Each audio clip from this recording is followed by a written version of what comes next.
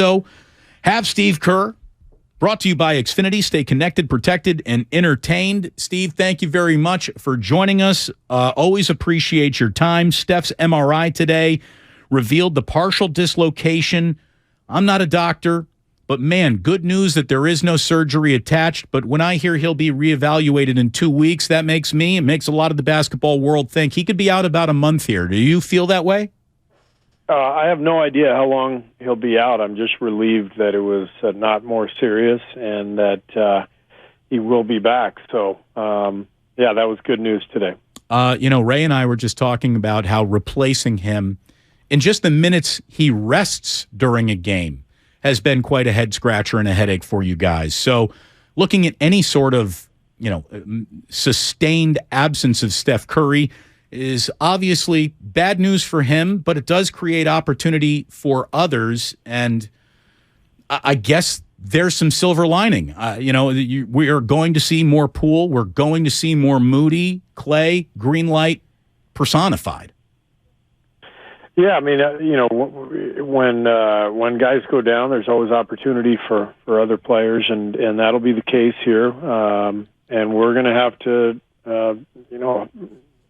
hold down the fort because it's not going to be easy. It's been a rough go anyway, even with Steph, especially on the road.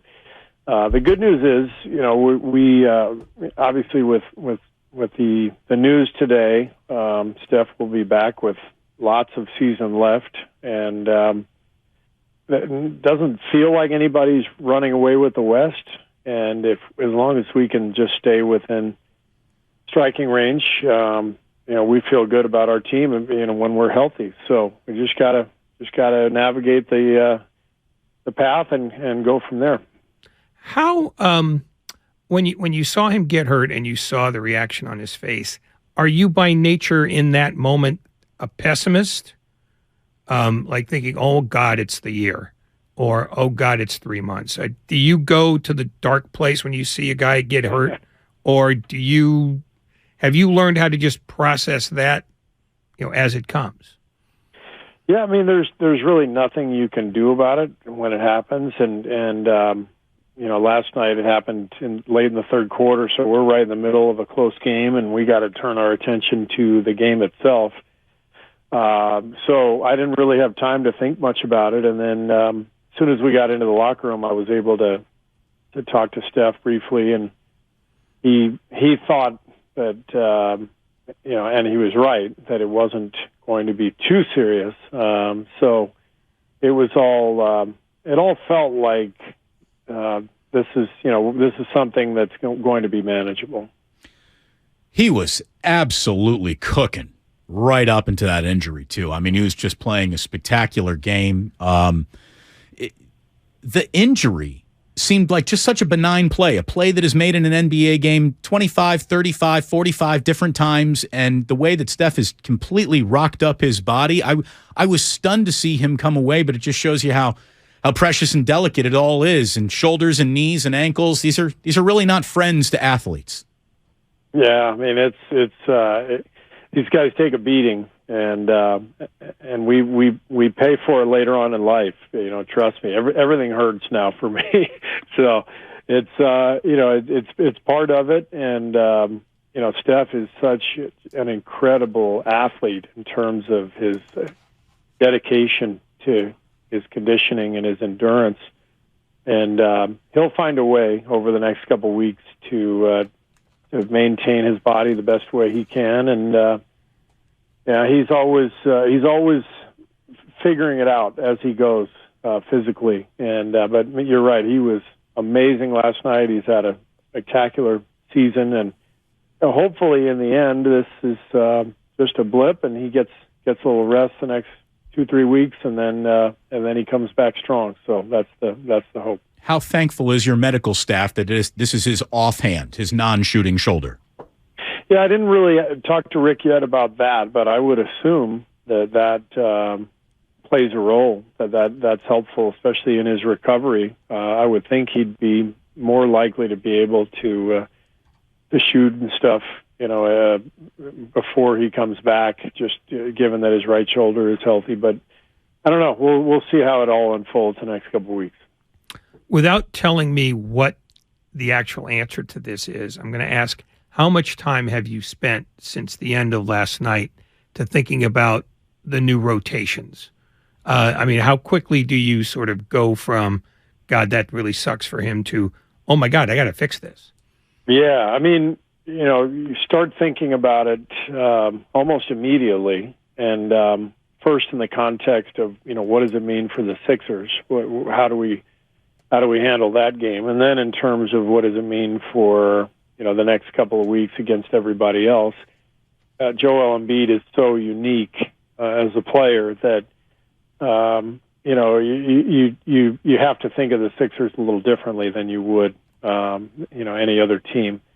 But, we are about to head to dinner as a staff and hash all this stuff out, and hopefully, come up with a good plan to put some good combinations on the floor and find the right path. Steve Kerr here on 95.7 The Game. Are you a stress eater? Will there be an extra dessert tonight with all this? I'm really not. I'm relatively calm at this stage of my career. Other than that Milwaukee game the other night when I lost my mind on the refs, but for the most part, I'm able to, stay pretty rational about all this stuff. I mean, your injuries are part of it. Losses are part of it.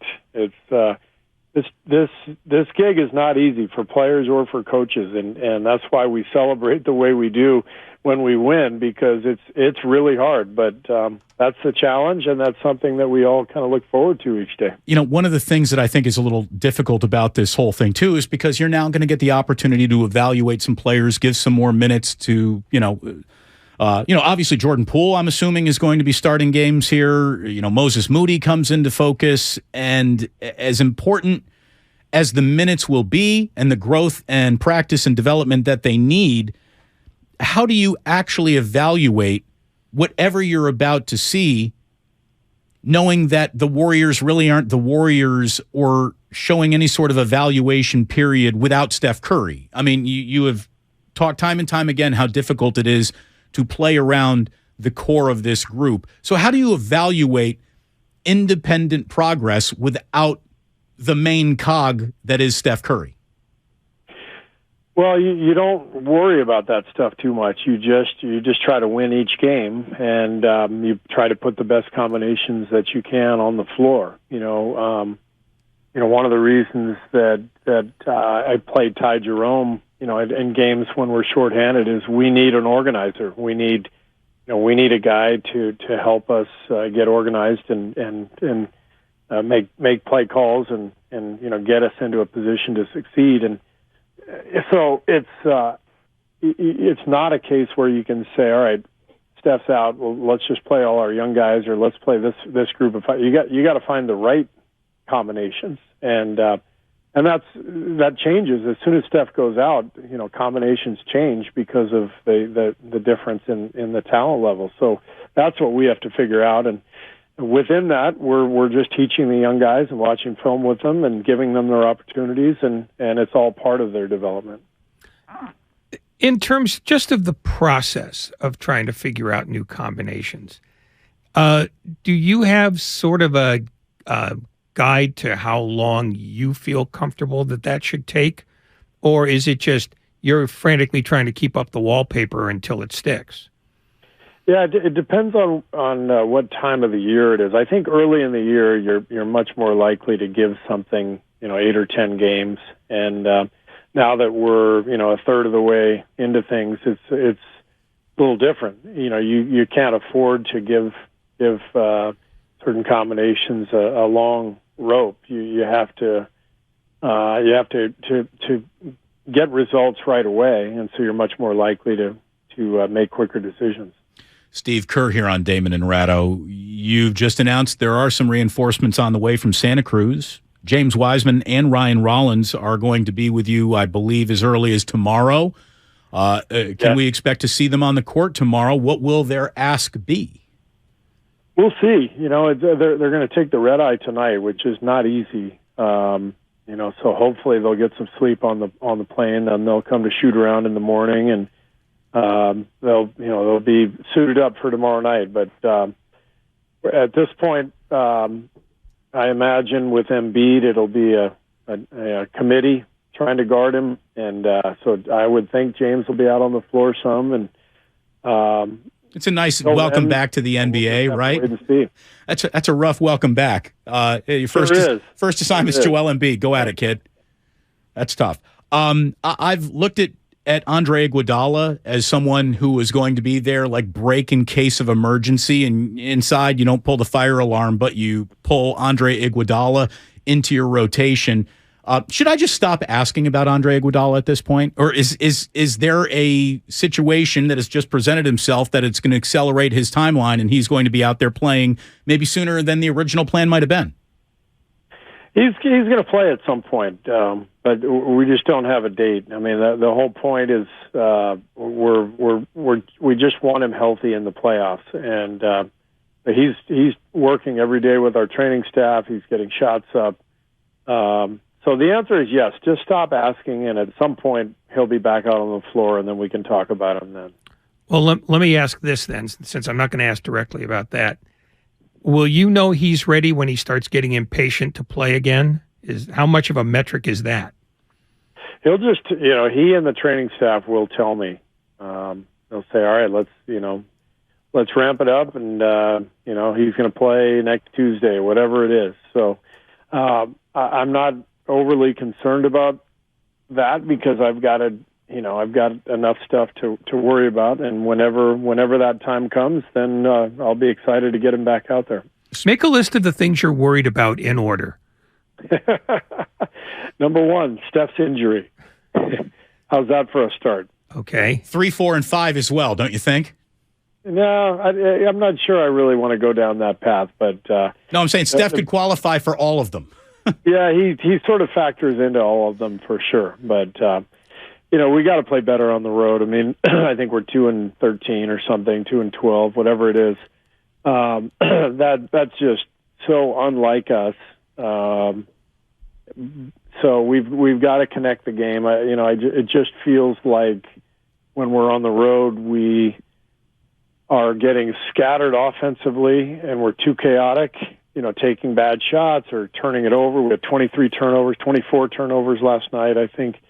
And that leads to bad defense, and it's a hard recipe, to throw in there if you think you're going to win on the road. So we got to get solid. After that win over the Celtics, Draymond said something that I believe in. I think you guys can beat anybody at home. At home, you're officially still the Golden State Warriors, but on the road, again, it's like the Orlando Magic, and it's got to leave you scratching your head. You just kind of went into some detail about the scatteredness of it all. Is this? Are you more easily intimidated with the makeup of this team than you were a year ago? Any rhyme or reason to such a huge pendulum in between who you are at home and who you are on the road?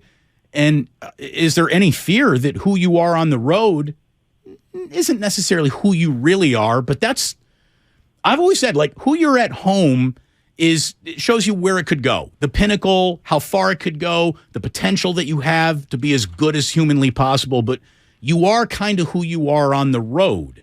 Do you feel that way? I mean, if you're going to be a team that goes places, you have to win some road games for sure. Because that's what, Raymond always has the stat, however many playoff series in a row we've won a road game. That's a really significant stat. Yeah. And I forget what it is, 25 or something. Basically all of them. Yeah, pretty much, for the last 9 years or so, 10 years, the Warriors have won a road playoff game. So that's a good indicator that you got a championship contender. So we have to be better, and we will. But it's just taking time. We've got young players who are doing a great job. Moses Moody has played well the last couple of weeks, and Kuminga's been much better and settling into a good role. And we got our new guys are now, I think, finding themselves. Dante has been really good. JaMychal had an excellent game last night. So, we're finding roles for guys, but it's not coming together. it still has to come together, and that's probably going to take some more time, especially with Steph out. Before this season, and I'm not asking you to compare this to any of those, but what was the longest time it took for you to feel like the parts were meshing to the point where the game was in fact connected on a routine basis? Before this season, meaning in all of the seasons that I've coached here with the Warriors? Yeah. I guess you kind of throw out the injury year. Yeah. When everybody was out. But 2 years ago when we lost in the play-in, it took us 3/4 of the season to find ourselves. And we were really good over the last 20 games or so. But it took a long time for us to find it. And it just varies. Every year is different, and the circumstances are different. Personnel is different. And, we've got to keep plugging away. Steve Kerr with us here on 95.7 The Game, just for a few more minutes.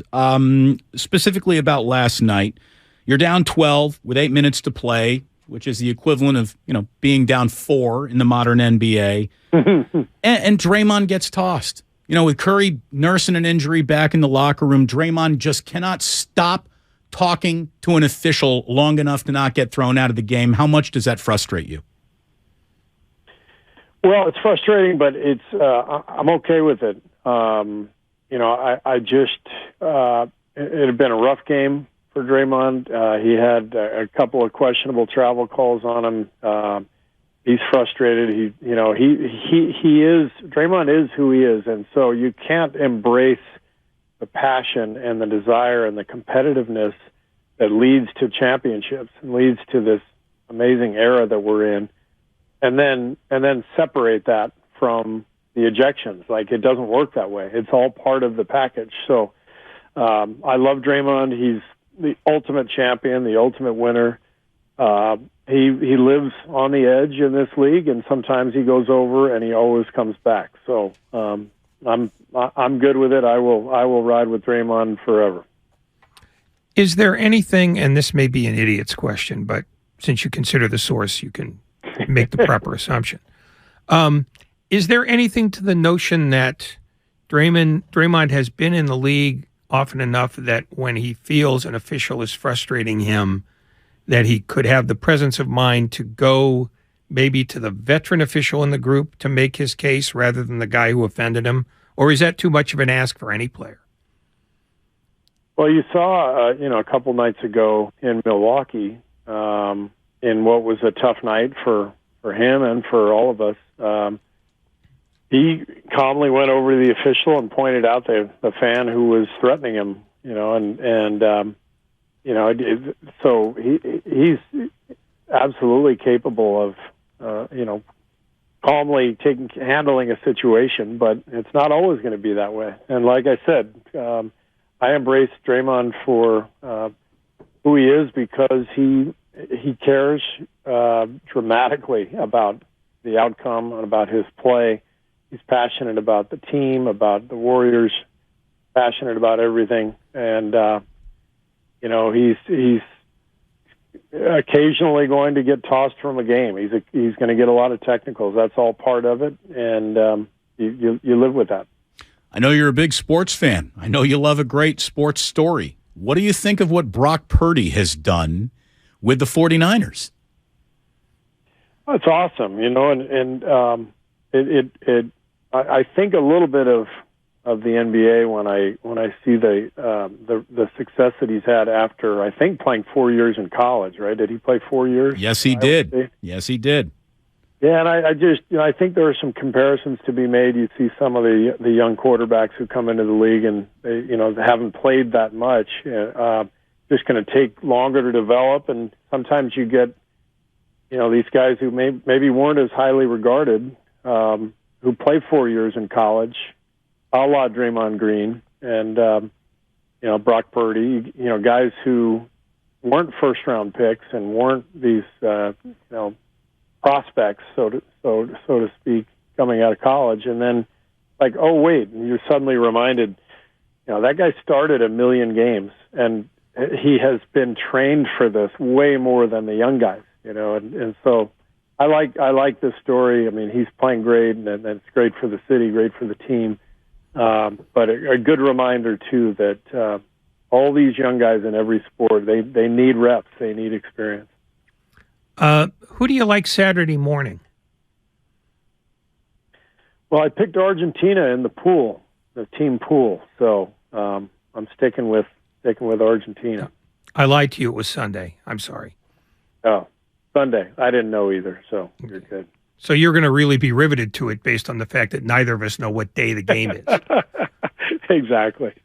I will be watching, though. It's been fun. It's been great to watch. I was captivated by Morocco. They put up an amazing fight, and just to get as far as they did, and then to pressure France the entire second half. They were just peppering that goalie. They were amazing to watch, and then to see all the Moroccan fans in the stands crying, and just the passion, the emotion of sports. That's what we love. Steve, speaking of passion, emotion, and games on Saturdays, last Saturday, and this is maybe the only good news that I can deliver to you this week. You don't have to get me minutes in Paris with the Olympic team after all. My Hoosiers go down to your Wildcats, who they got NBA size up front. They are absolutely huge, and they got shooters. Indiana got inside-outed about as hard as I've seen Indiana get inside-outed in a really long time. Arizona, Final Four, write it down. I did not see the game we were playing that night, but I will report to you that Will Sheehy, former Hoosier on our staff, we had a bet, and Will was forced to wear an Arizona T-shirt at practice the next day, and it brought me great joy. Did he regard it as the great shame of his life, as he should? He definitely was somewhat humiliated, which made it all the better. Give my regards to Will and tell him I'm ready for a beer. Swap some war stories. I will let him know. Thank you so much, Steve. Good luck the rest of this road trip, and we always appreciate your time. Have a good dinner tonight. All right. Thanks, guys. We'll see you later.